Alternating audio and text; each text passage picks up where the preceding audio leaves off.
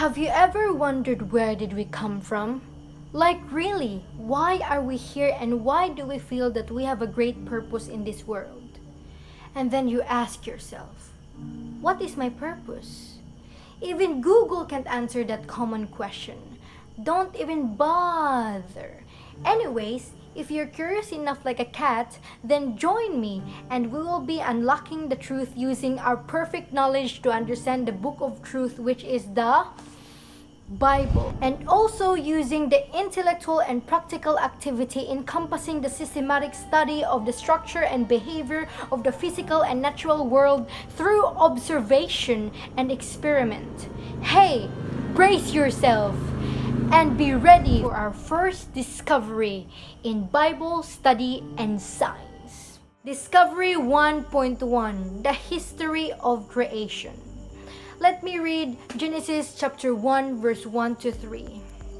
But before I read it, please close your eyes and imagine how God created it, and then open your eyes if I command you to open it.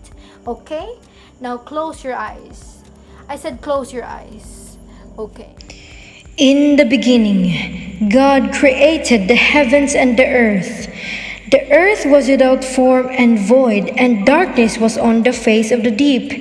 And the Spirit of God was hovering over the face of the waters. Then God said, "Let there be light," and there was light. Now open your eyes. I know your reactions. What? By just saying let there be light and without seconds there was light? Impossible! Yes, it's impossible to us humans to do such commands, but it is possible to God. All that we can possibly do is to ask someone to close their eyes and then command them to open it. But if you're not contented to this explanation, then let me explain it to you in a complicated and scientific way. In Genesis chapter 1 verse 3, it is stated, "Then God said, 'Let there be light,' and there was light." Let's investigate the situation. As what we read, "Then God said, 'Let there be light,' God is creating a sound. He said, 'Let there be light,' and by that, God made frequencies and vibrations. As what you know in science, when a sound is produced, it causes the air molecules to bump into their neighboring molecules, who then bump into their neighbors, and so on. There is a progression of collisions that pass through the air as a sound wave. And yes, sound vibrates molecules. But wait, what is a molecule? A molecule is a group of atoms bounded together representing the smallest fundamental unit of a chemical compound that can take part in a chemical reaction. And by the way, molecule was being stated in the Big Bang Theory. Before I continue, let's have a quick detour in the most famous theory, which is the Big Bang Theory.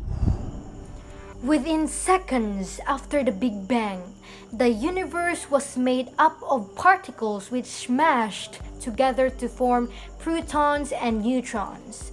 Protons and neutrons came together to form the nuclei of simple elements: hydrogen, helium, and lithium. These basic atoms eventually combined to form all the atoms of the universe. Let's observe the pictures. This picture shows about the birth of the universe. The story really begins with the Big Bang Theory nearly 14 billion years ago. The second picture shows about the quark-gluon plasma. What is a quark-gluon plasma?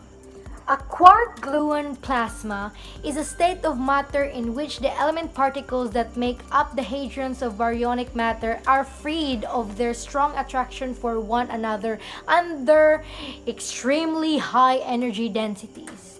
These particles are the quarks and gluons that compose baryonic matter. Then the third picture shows the production of protons and neutrons. And after that, the fourth picture shows the production of nuclei, meaning the positively charged central core of an atom consisting of protons and neutrons and containing nearly all its mass. Then after that, the fifth picture shows the formation of atoms. Then the sixth picture shows about the formation of stars. And then finally, the seventh picture shows about the birth of Earth. So complicated, right? I don't know why most of you want that explanation. But have you noticed the connection?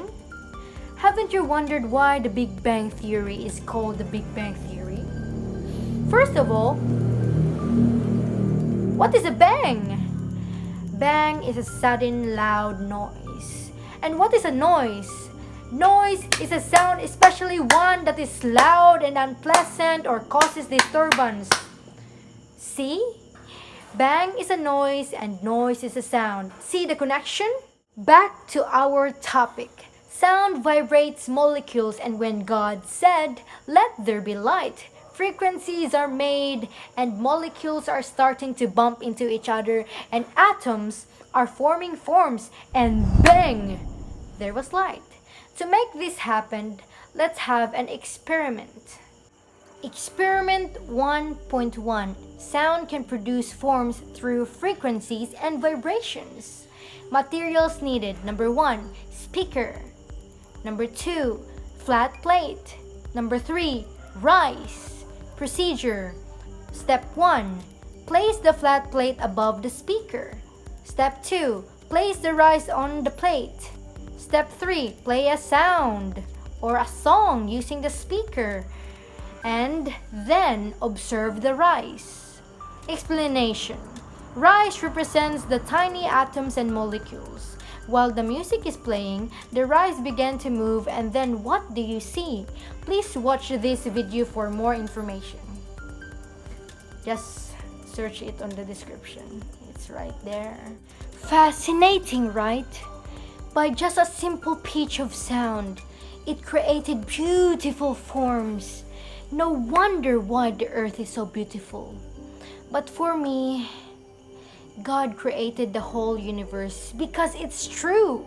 You just don't get it because you are too confident to the corrupted knowledge of men. Remember Psalms 118 verse 8. It is better to trust in the Lord than to put confidence in man. Now let me ask you a question. Was it really a big bang? Just comment down below if you have an answer. Bye!